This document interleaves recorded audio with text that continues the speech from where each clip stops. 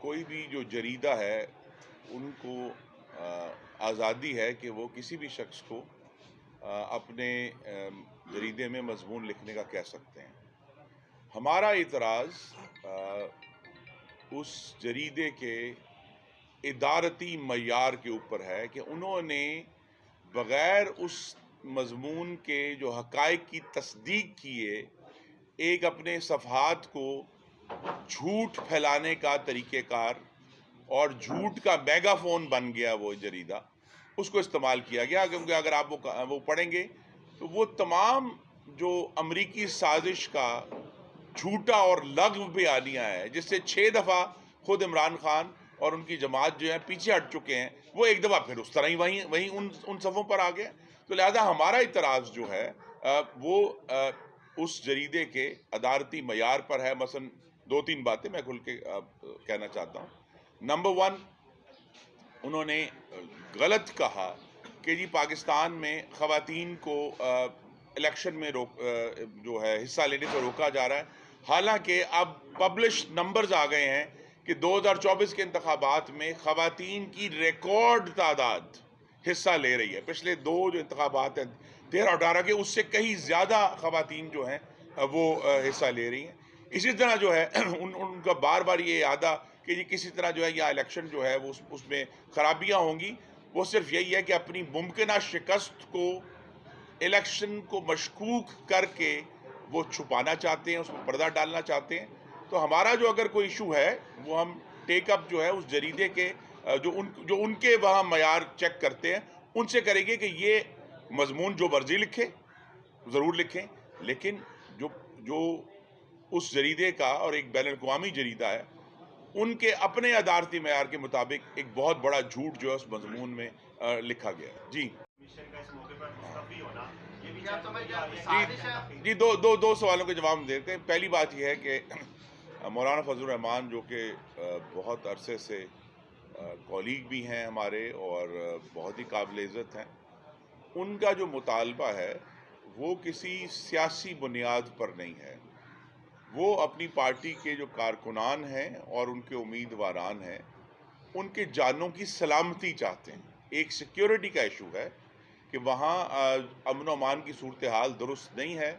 ان کے جو امیدواران ہیں ان کے اوپر حملے ہوئے ہیں، خود ان کے اوپر حملے ہوئے ہیں.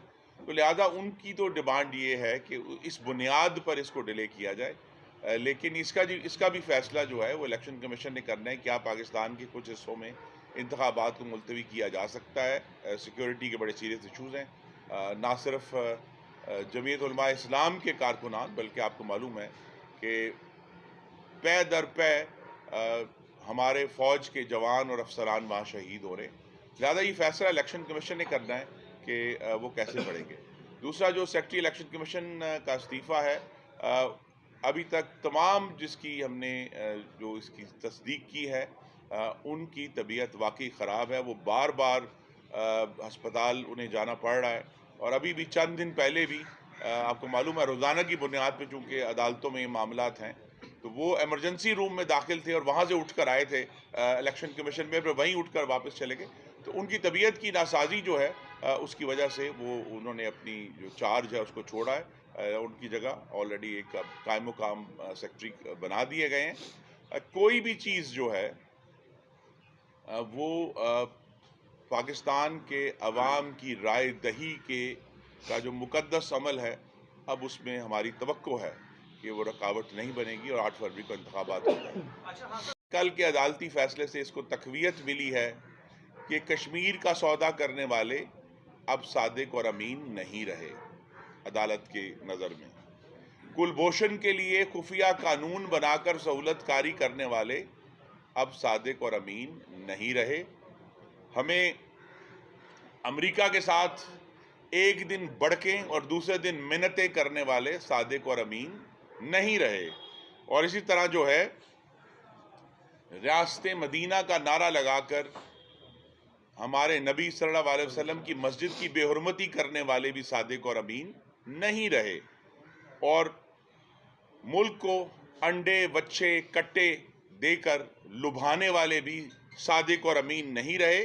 اور خاص طور پہ 9 مئی کو ریاست پاکستان کو آگ لگانے والے، ریاستی اداروں پر حملہ کرنے والے، شہیدوں کی یادگاروں کی بے حرمتی کرنے والے بھی صادق اور امین نہیں رہے۔ تو یہ ہمارے سامنے جو اب معاملہ درپیش ہے وہ یہی ہے کہ ہم پوری طرح اب مسلم لیگ نون انتخابات کے لیے تیار ہے۔ ہم نے یہ کہا کہ ہماری یہ استدعا بھی ہے کہ الیکشن کمیشن نے جو تاریخ دی 8 فروری کو وہ اس پر عمل کیا جائے، 8 فروری کو انتخابات ہوں، اور اب جبکہ مسلم لیگ نون کی جو اعلیٰ ترین قیادت ہے وہ بھی اب قانونی طور پر سیاست میں ہر قسم کا جو حصہ ہے وہ لینے کے لیے کوالیفائڈ ہیں، تو انشاءاللہ ایک عظیم و شان فتح جو ہے نہ صرف گجرانوالہ میں بلکہ پورے ملک میں مسلم لیگ نون کی 8 فروری کو ہوگی۔ بہت شکریہ جی۔ اپنے میڈیا کے دوستوں کا، بھائیوں کا بہت شکر گزار ہوں جو تشریف لائے ہیں۔ آج میرے ساتھ میرے قومی اسمبلی کے حلقے میں جو ممبران صوبائی اسمبلی امیدوار ہوں گے وہ بھی ہمارے ساتھ موجود ہیں۔ عمران خالد بٹ صاحب، حاجی وقار چیمہ صاحب، معظم مغل صاحب۔ میں بہت شکر گزار ہوں کہ ہماری سابق ایم پی اے اور سابق مسلم لیگ نون سٹی کے صدر جناب حاجی عبدالرؤف مغل صاحب اور سابق میئر اور سٹی کے سیکرٹری جنرل جناب سرورت اکرام صاحب بھی یہاں موجود ہیں۔ الحمدللہ کل اللہ تعالیٰ کے کرم سے صبر جیت گیا اور جبر ہار گیا، اور محمد نواز شریف قائد مسلم لیگ نون کل پاکستان کی اعلیٰ ترین عدالت سے سرخرو ہوئے۔ ان کے خلاف جو